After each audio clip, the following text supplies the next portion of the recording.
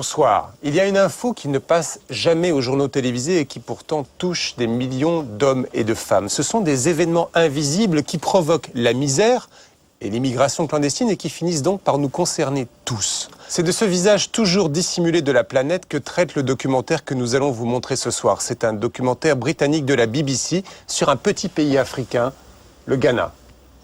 C'était ma ferme. La mine a abîmé toutes les terres. Qu'est-ce que vous cultiviez? Du cacao, du manioc, des bananes plantains, de l'huile de palme, de l'arachide, beaucoup d'arachide. Et maintenant? Tout est détruit.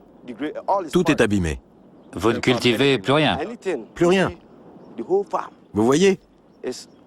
Toute la ferme est recouverte par les déblais. L'impact de la mine a de bons et de mauvais effets.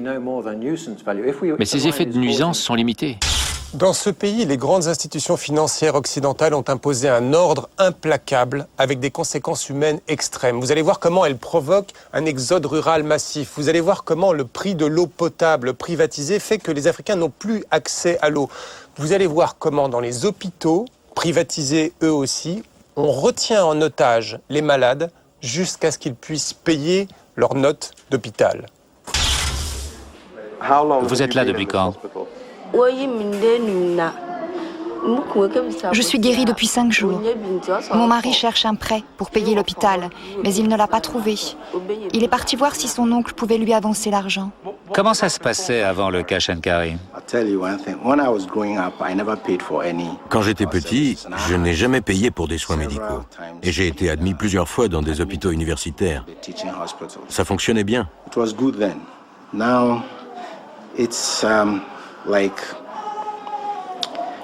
Maintenant, si vous ne pouvez pas payer, vous êtes quasiment condamné. Voilà, alors vous faites peut-être partie des gens qui pensent que mondialisation, ajustement structurel sont des mots compliqués et abstraits. Alors regardez attentivement le documentaire de John Kampfner, Quand le Fonds monétaire international fabrique la misère.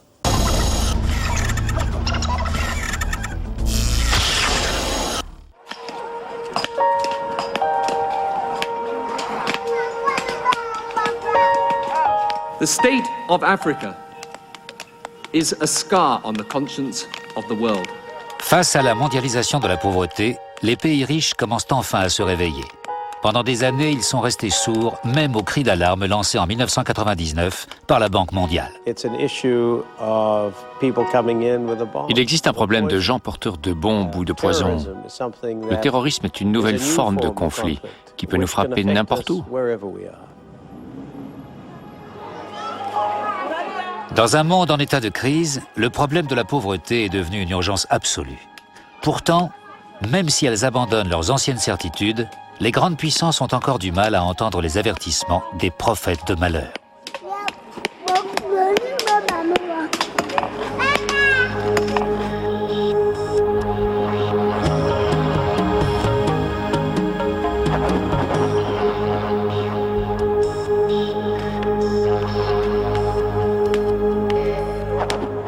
Mary Agekum est assise sur de l'or, mais elle n'en tire aucun profit. Elle habite dans le village de New Atwabo, un village déplacé de l'ouest du Ghana. Elle casse des cailloux 12 heures par jour. La vie est vraiment dure. Je peux à peine m'occuper de mes enfants. Je n'ai pas de quoi les nourrir, encore moins de quoi les habiller. Hier, je n'avais pas assez pour leur acheter à manger en partant au travail. Ils sont restés le ventre vide jusqu'à mon retour, le soir. Ça me rend triste. Élève modèle, c'est ainsi que la Banque mondiale considérait le Ghana. Mais après 20 ans de libéralisme économique, le modèle ne semble pas avoir répondu aux attentes de la population. La famille de Mary vivait relativement bien. Elle possédait une ferme, jusqu'à l'arrivée d'une compagnie minière.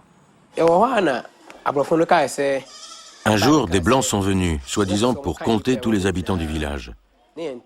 Au début, nous n'avons pas compris. Plus tard, on nous a expliqué que le gouvernement leur avait donné la terre et que nous devions partir. Si nous avions refusé de partir dans le calme, ils auraient envoyé l'armée. Ce cas n'est pas isolé. Les 2/3 de la terre de cette région ont été vendus à des multinationales. Les indemnités d'expropriation ont été dérisoires. Les bonnes semaines, Mary et ses enfants gagnent l'équivalent de 3 €. Cette même politique qui a conduit à l'expropriation des terres a rendu l'éducation et la santé inabordables. Et aujourd'hui, l'eau est aussi devenue payante.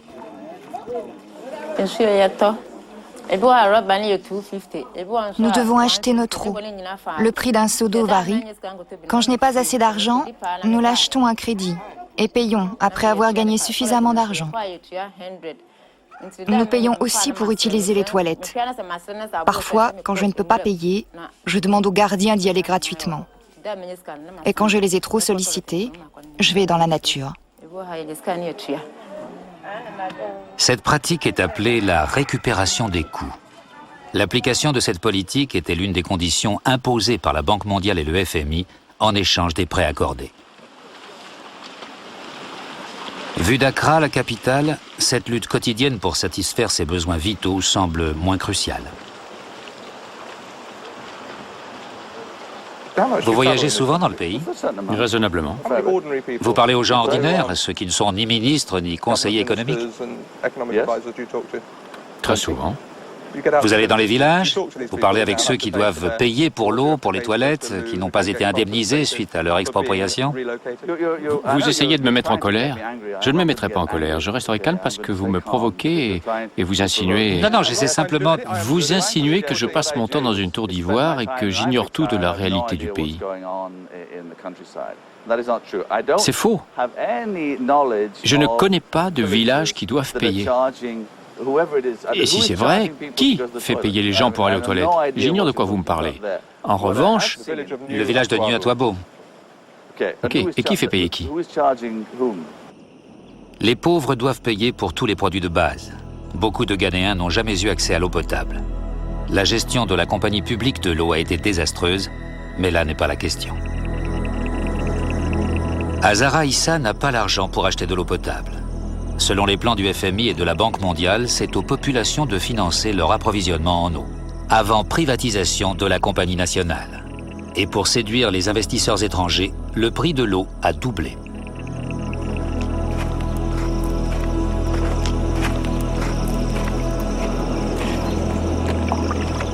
Deux fois par jour, Azara se rend à une mare située à plusieurs centaines de mètres de son village. L'eau est infestée de vers de Guinée, elle sait ce qu'elle risque, mais elle n'a pas le choix.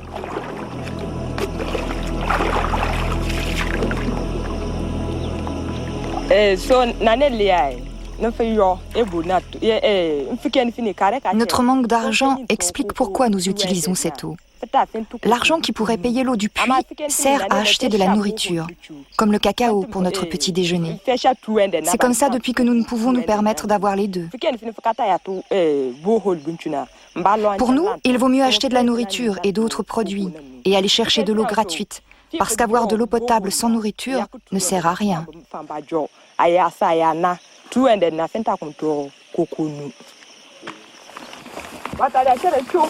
Récupération des coûts ou participation aux frais ou cash and carry, plusieurs expressions servent à désigner cette politique qui fait payer les produits de première nécessité. Ce modèle a été mis en place dans tous les pays en voie de développement. Azara gagne difficilement sa vie en ramassant des arachides. Avec ses faibles revenus, elle est obligée de choisir entre boire de l'eau potable ou manger.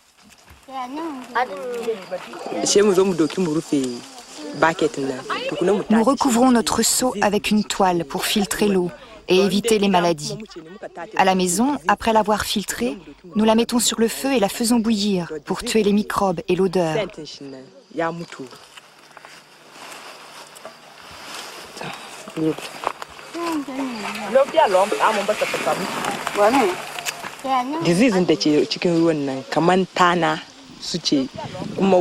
Les maladies contenues dans l'eau viennent des tiques. D'autres organismes se fixent aussi au corps de l'homme et boivent son sang.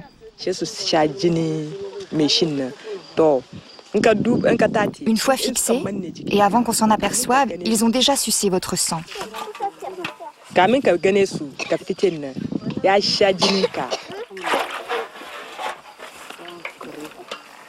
Si elle le pouvait, elle utiliserait de l'eau potable. Ce n'est pas une question d'ignorance, mais de moyens.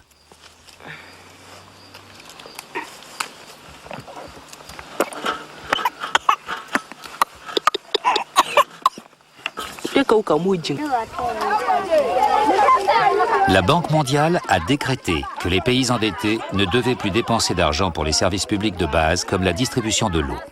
Dans ce village, on applique donc le concept de la récupération des coûts. C'est un peu un self-service. On apporte son seau et on paie cash. Cette règle qui prévaut pour les pauvres n'affecte pas les riches. Ainsi, en Amérique, le gouvernement fédéral a investi des millions de dollars pour que le système public de l'eau continue à fonctionner. Au sein des villages, des tensions nouvelles sont apparues. Ici, une femme quémande de l'eau potable à ses voisins parce qu'elle ne peut pas payer, ce qui provoque une dispute.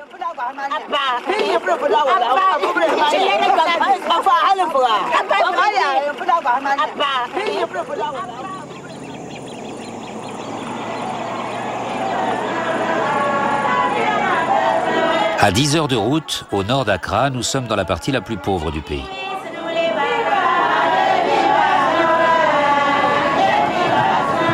Cette région était le grenier à riz du Ghana. Elle fournissait du travail et de la nourriture en abondance. Les politiques de la Banque mondiale ont tout changé.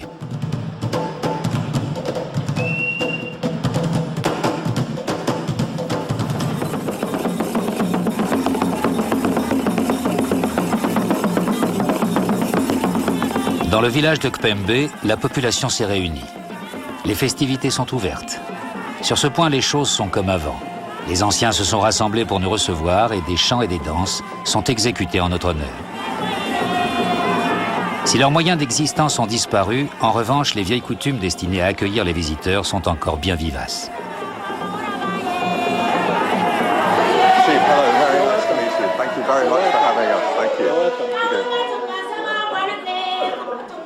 Le chef est entouré de sa cour, mais même s'il respecte la tradition, les esprits bougent.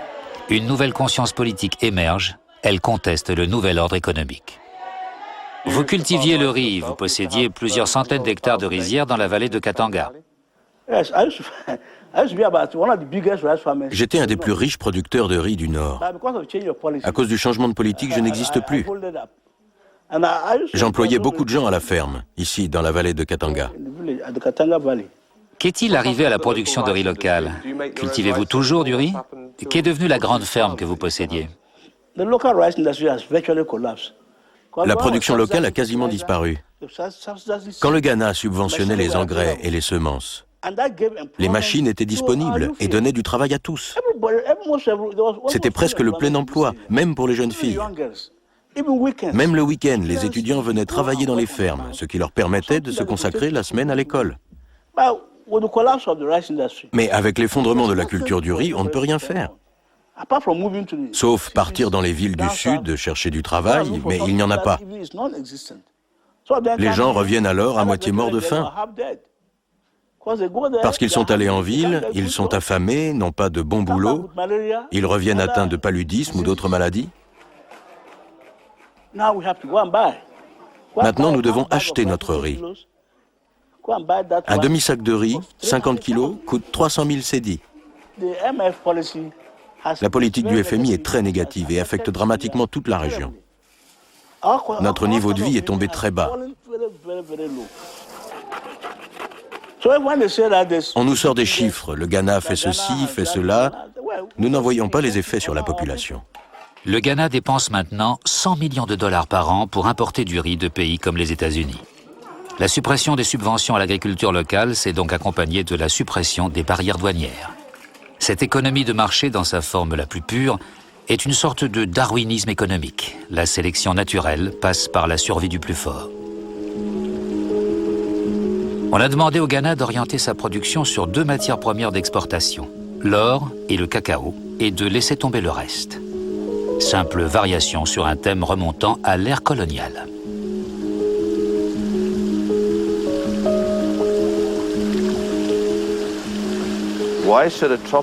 Pourquoi un pays tropical, semi-tropical ou semi-aride devrait-il cultiver du riz? Et pourquoi pas? Je doute vraiment que le Ghana devienne autosuffisant. Pourquoi viser cela? Alors que la Thaïlande ou le Vietnam, grâce à tous leurs avantages naturels, produisent un riz à un prix bien inférieur à ce que pourrait produire le Ghana. Non, je parle de l'Amérique, de la plus grande des superpuissances qui subventionne son agriculture à hauteur de 20 milliards de dollars par an, alors que vous refusez aux gens d'ici de subventionner leur production nationale. Quelque chose cloche, non ? Quelque chose ne va pas dans la politique agricole américaine, parfaitement. Non, vous pensez que le Ghana peut faire mieux que l'Amérique en matière de subventions? Laissez-moi vous donner un chiffre qui est choquant mais vrai. Les subventions à l'agriculture des pays de l'OCDE dépassent le revenu de l'Afrique. On ne peut donc pas rivaliser avec ces pays. Le jeu de la sélection naturelle est faussé. Les pays pauvres sont obligés d'appliquer les règles, les pays riches, non. Pour les gens du FMI, pour les économistes qui jonglent avec les chiffres et les théories, cette contradiction est un peu troublante. I can only say that the two institutions, the IMF and the World Bank, are on record. Je peux seulement dire que les deux institutions, le FMI et la Banque mondiale, ont demandé publiquement à l'Europe, aux États-Unis et à d'autres grands pays de supprimer les obstacles freinant les exportations des pays en voie de développement. En fin de compte, les pays riches doivent appliquer cette politique chez eux. Tant que cette situation existe et perdure, vous acceptez que les règles soient injustes.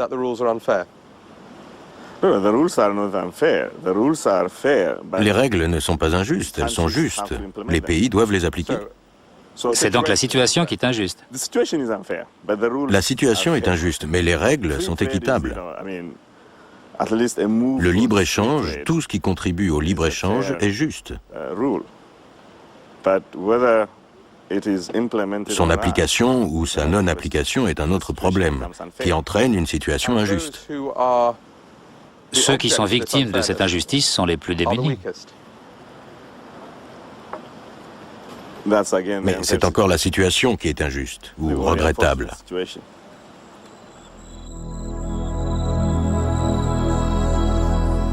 La situation est tellement désespérée que personne ne prend ses responsabilités. Les institutions blâment les gouvernements qui n'appliquent pas ce qu'elles prêchent. Les gouvernements blâment les institutions de prêcher des choses fausses.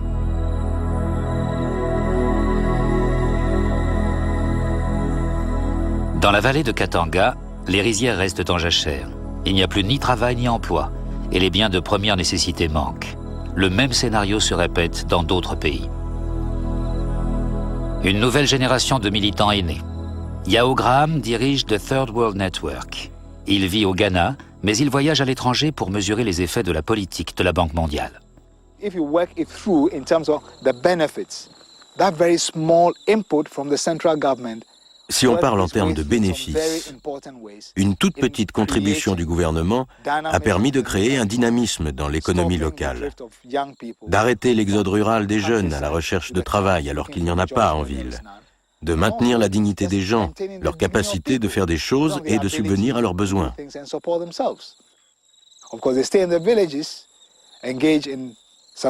Alors ils restent dans les villages, se lancent dans une agriculture vivrière, mais n'ont pas les moyens de payer pour les services sociaux de base, comme l'éducation, la santé, l'eau. Nous sommes dans un cercle vicieux. Les prêts étaient soumis à conditions. Coupe dans les dépenses publiques, ouverture des marchés, suppression des subventions, faire payer les services publics. Et les prêts ont entraîné des dettes. En l'an 2000, le Ghana a dépensé moins de 4% de son budget pour la santé et 7 fois plus pour rembourser les intérêts de sa dette. Nous sommes à l'hôpital principal de Tarkwa, au cœur de la région minière. Il doit maintenant s'autofinancer. En clair, c'est aux malades de payer l'addition. Les gens doivent payer pour leurs frais de santé.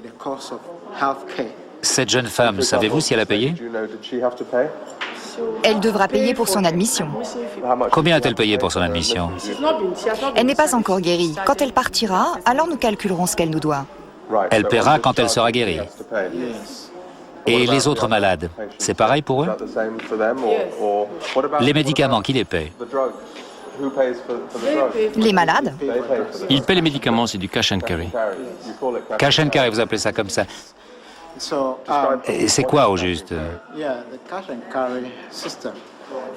Le principe du cash and carry a été mis en place par le ministère de la Santé. Depuis des années, il y a un problème de financement du ministère et du système de santé. On a pensé qu'il était sage d'introduire ce que l'on appelle la participation aux frais. Depuis qu'on a réalisé que le gouvernement seul ne pouvait pas prendre en charge la santé de la population, les gens qui en ont besoin doivent payer. Conséquence du principe du cash and carry, Betty Krampa est prisonnière de l'hôpital. Elle vient de donner naissance à des jumeaux dont l'un est mort au cours de l'accouchement. Elle ne peut pas payer les médecins. Son mari est au chômage, ses parents sont morts. Comme le personnel de l'hôpital qui doit l'obliger à rester, elle a honte. Mais il faut que les usagers paient pour que l'hôpital puisse fonctionner.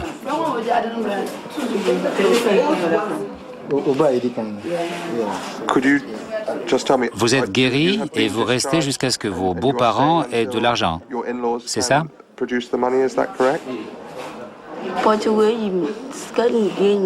J'aimerais rentrer à la maison, mais je n'ai pas de quoi payer. Vous êtes là depuis quand? Je suis guérie depuis 5 jours. Mon mari cherche un prêt pour payer l'hôpital, mais il ne l'a pas trouvé. Il est parti voir si son oncle pouvait lui avancer l'argent. Comment ça se passait avant le cash and carry? Quand j'étais petit, je n'ai jamais payé pour des soins médicaux. Et j'ai été admis plusieurs fois dans des hôpitaux universitaires. Ça fonctionnait bien.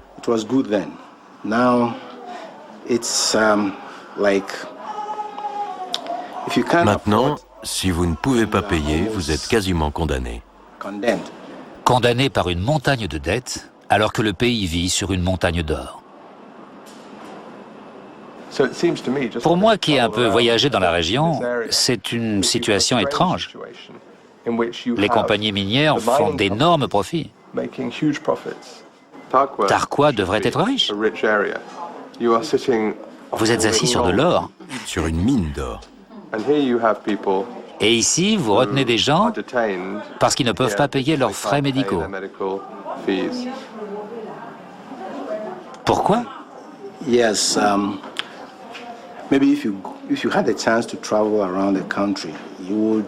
Si vous avez eu la chance de voyager dans le pays, vous aurez remarqué que la plupart des régions minières connaissent le même problème. L'or est exploité, mais la population n'en tire aucun bénéfice.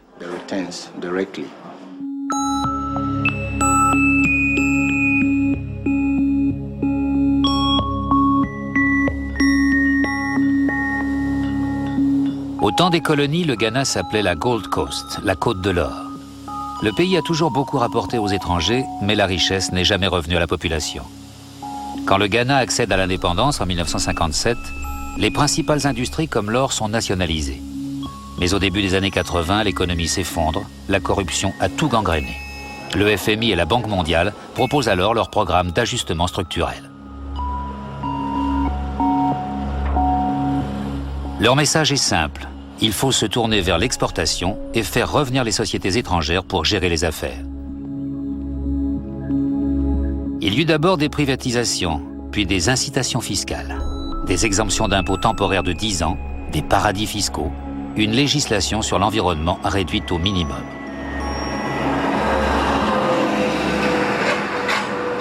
Ces politiques favorables aux investisseurs ont servi de modèle dans tous les pays en voie de développement.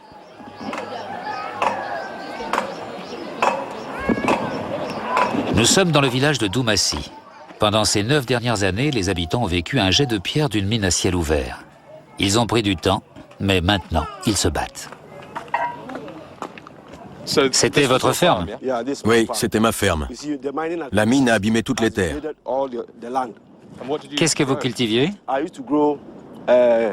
Du cacao, du manioc, des bananes plantains, de l'huile de palme, de l'arachide, beaucoup d'arachide.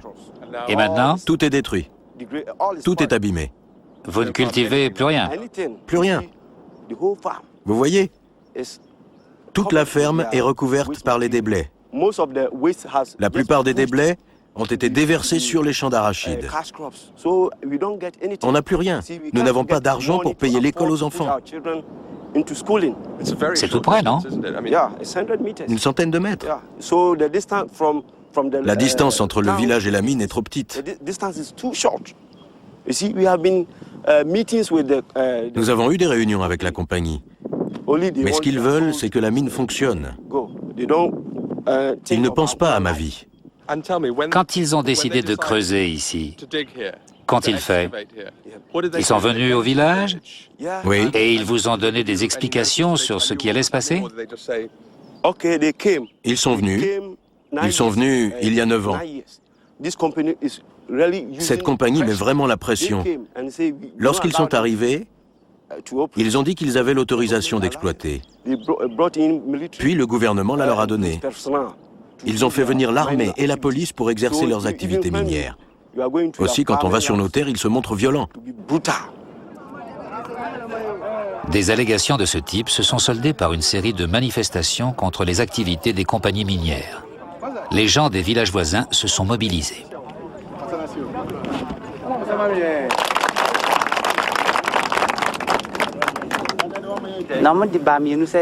Ils ont dit que nous avions le choix entre la relocalisation ou le déplacement. Le 6 février, ils ont envoyé 36 policiers avec des gaz lacrymogènes pour nous faire partir. Ils ont dit que nous avions été indemnisés pour nos maisons et que nous devions partir. Nous avons refusé jusqu'à ce qu'ils aient indemnisé nos terres. Ils nous ont frappés et ont détruit nos maisons, nous privant de tout ce que nous possédions.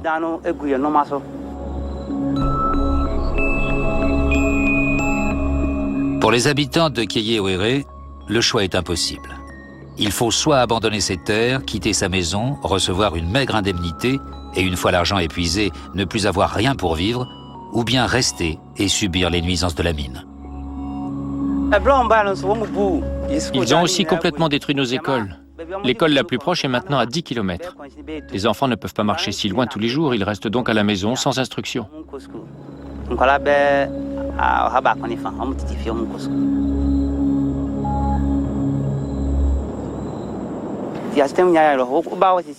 La vie est devenue très dure pour nous.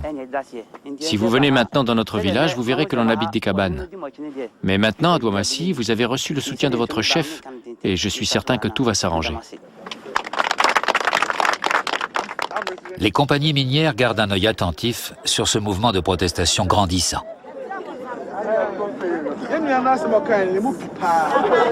As you probably understand, you're trespassing, but I would rather this was dismissed as soon as you like, okay? Yeah. So doors open down there for the BBC people. Good. We'll come down and see you.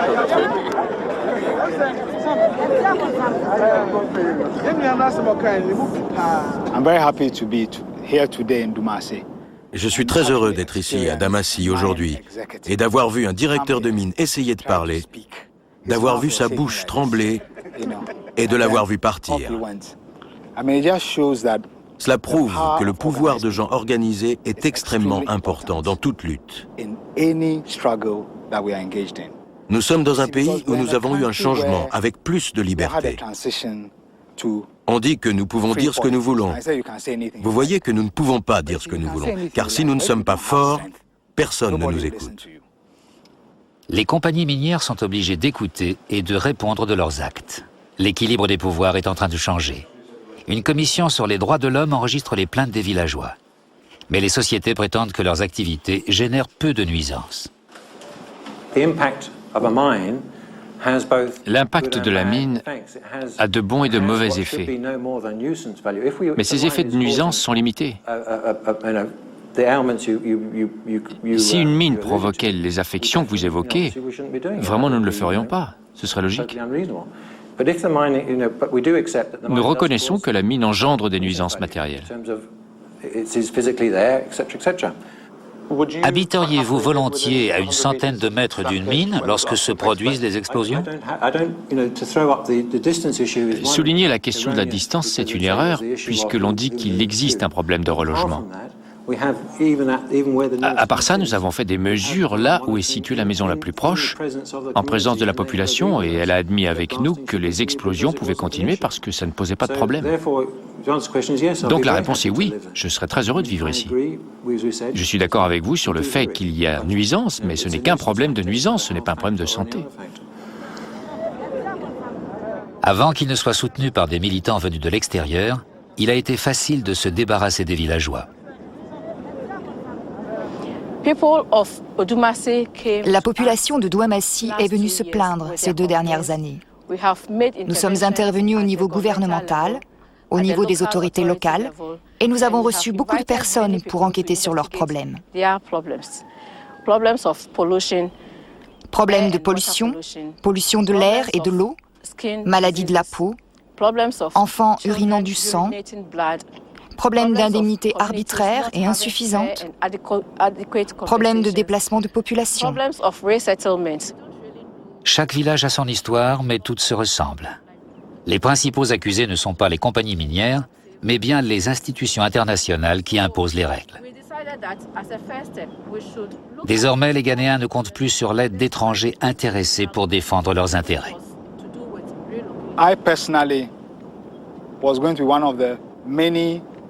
J'aurais dû, comme des centaines de milliers de personnes, manifester devant les sièges du FMI et de la Banque mondiale à Washington. Mais comme vous le savez tous, les États-Unis sont en deuil. Je pense que personne au monde n'ignore les événements terribles et tragiques qui ont eu lieu, le bombardement du World Trade Center et du Pentagone. Quiconque a vu ces images à la télé a eu mal au ventre. Tout le monde a condamné cela, qu'on puisse s'exprimer de manière si folle, quelles que soient les raisons de sa révolte.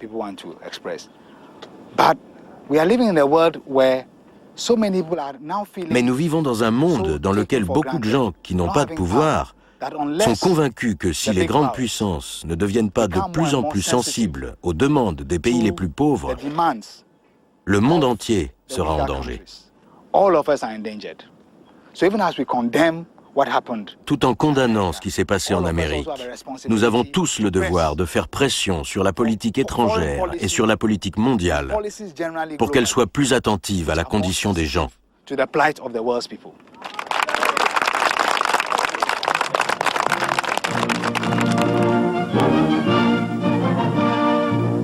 At Bretton Woods, New Hampshire, delegates from 44 allied and associate countries arrived for the opening of the United Nations Monetary and Financial Council. La création de l'ONU était pavée de bonnes intentions, nées sur les décombres de la Seconde Guerre mondiale. Le FMI et la Banque mondiale, son bras armé, ont été les 2 piliers qui devaient guider le monde vers une nouvelle ère de prospérité. Les nations récemment décolonisées allaient tomber dans leurs bras. Pour sortir de leurs anciennes dépendances, de nouvelles industries ont été développées. Et pour sortir de la pauvreté, le commerce a été encouragé.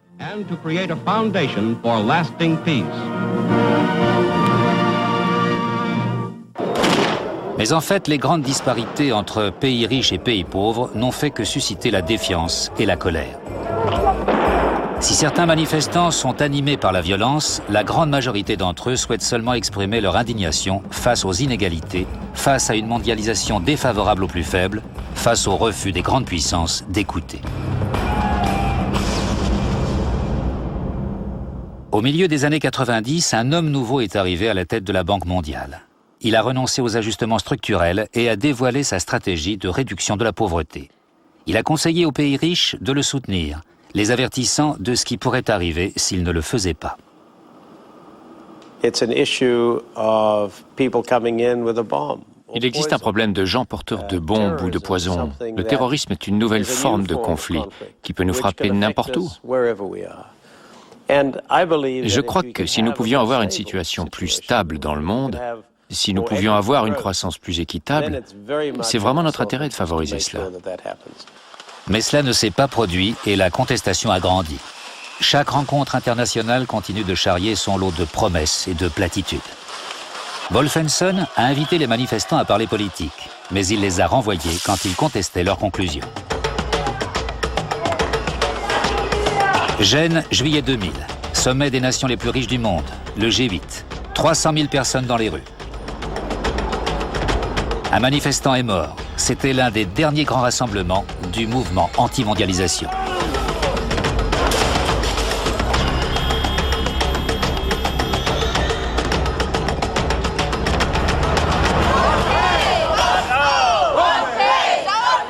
La violence a fait la une des journaux. Pourtant, à Gênes, la nouveauté, c'était la présence d'un nombre croissant de militants politiques venus de tous les pays en voie de développement, dont le Ghana. Pour eux, il faut saisir toutes les occasions pour dire aux fondamentalistes de l'économie que leur politique ne marche pas.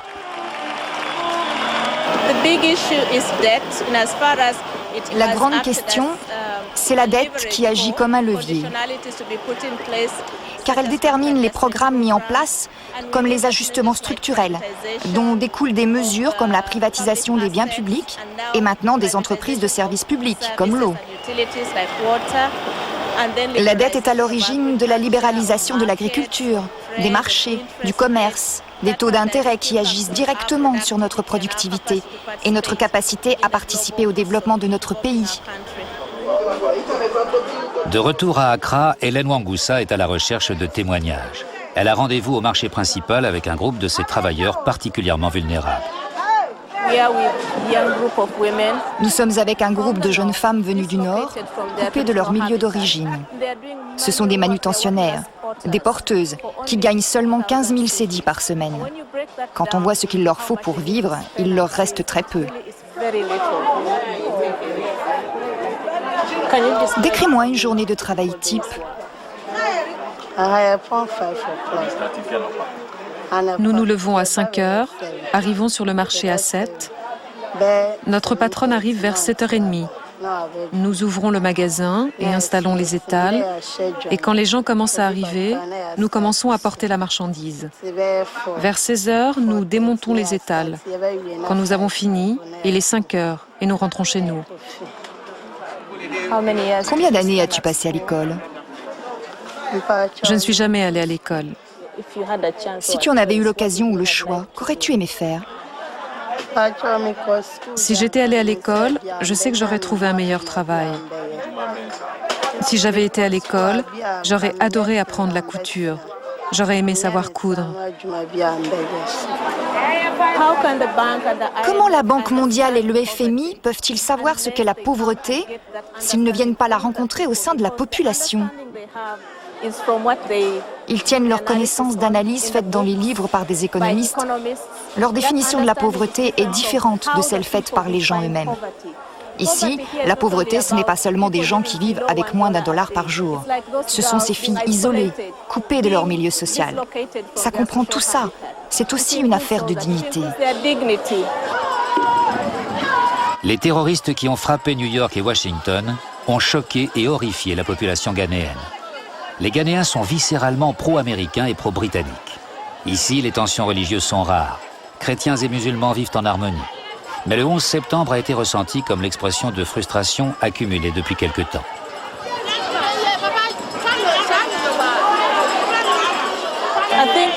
Nous commençons à percevoir cela, même dans des manifestations comme à Gênes. Il y avait des manifestants pacifiques, mais il y avait des groupes de manifestants qui étaient beaucoup plus violents.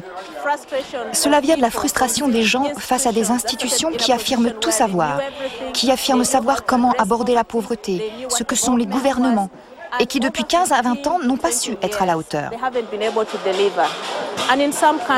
Dans certains pays, les gens ont été patients, ont attendu plus de 15 ans une prospérité qui n'est jamais venue.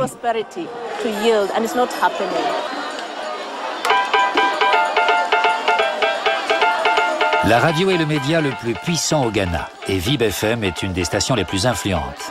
Son émission la plus populaire, Point Blank, reçoit des appels d'auditeurs.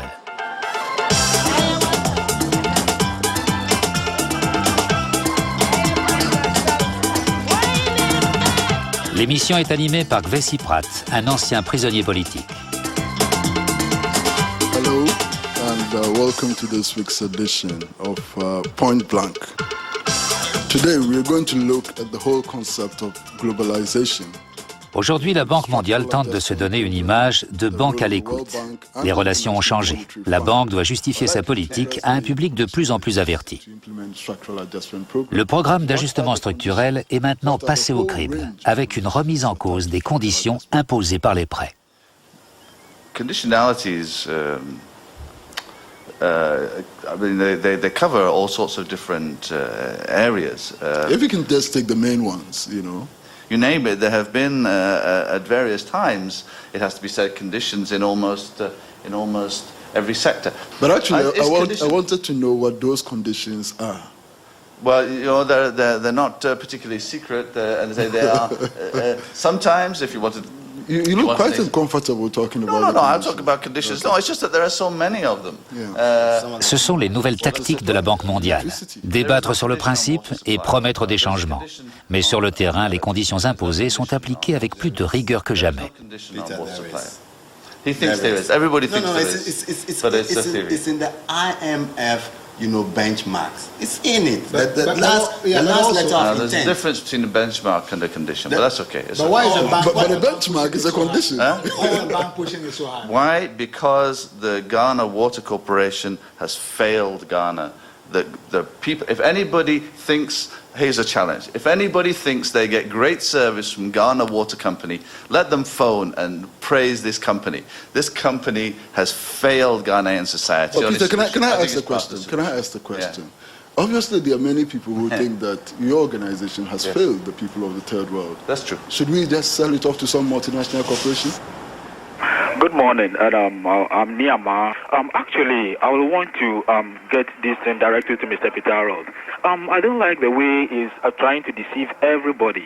Now, this is the issue. The IMF World Bank policies that come with the Structural Adjustment Program and the Economic Recovery Program actually adjust government policy away from public welfare to debt servicing. Les gens sont informés.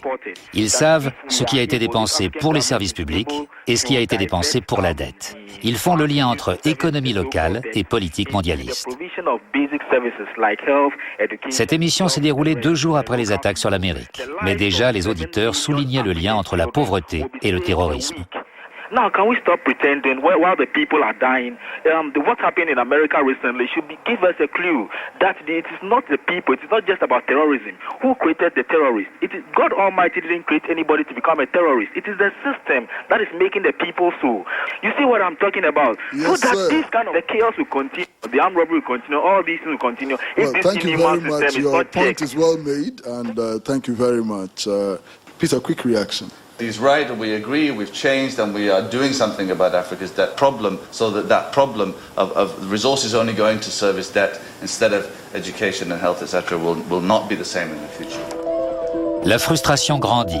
Ni l'or ni le cacao n'ont enrichi la population. D'autres industries comme le textile sont en difficulté. Les importations de fripes remplacent peu à peu les vêtements fabriqués sur place. Cette fois, la banque affirme qu'elle a un plan contre la pauvreté. C'est l'initiative pour pays pauvres très endettés.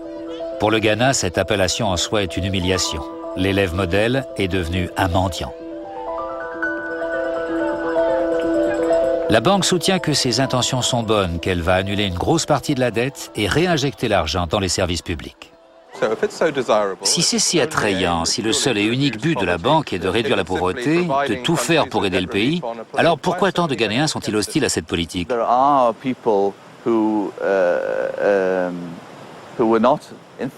Les gens qui n'étaient guère favorables au programme d'ajustement structurel ont pensé que cela serait encore plus difficile. Ils ne pouvaient imaginer que la Banque mondiale et le FMI plaident en faveur d'un programme qui soulage le pays de sa dette.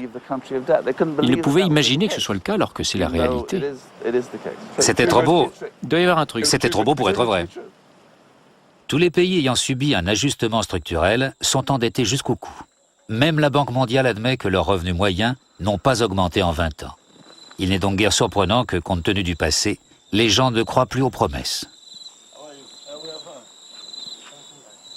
Ghana moved from being the great.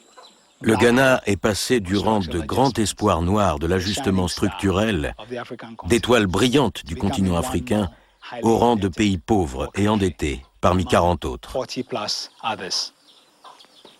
If anything, I think it's very clear. Ce qui est clair, c'est que ceux qui accusent le FMI et la Banque mondiale de libéralisme dur, tentant d'imposer un même modèle économique, ceux-là sont entendus.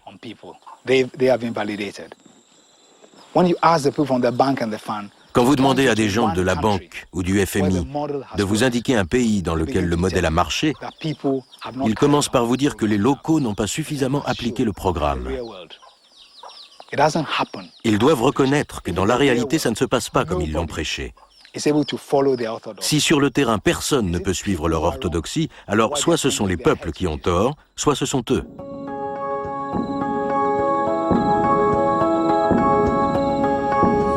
Les institutions se l'avouent, elles se sont trompées. Leurs diktats économiques ont laissé des millions de personnes sur le bord du chemin. Les inégalités sont criantes comme jamais. Dans un contexte marqué par le terrorisme et la guerre, prendre la mesure des déséquilibres de la planète est devenu aujourd'hui plus qu'un devoir, un impératif.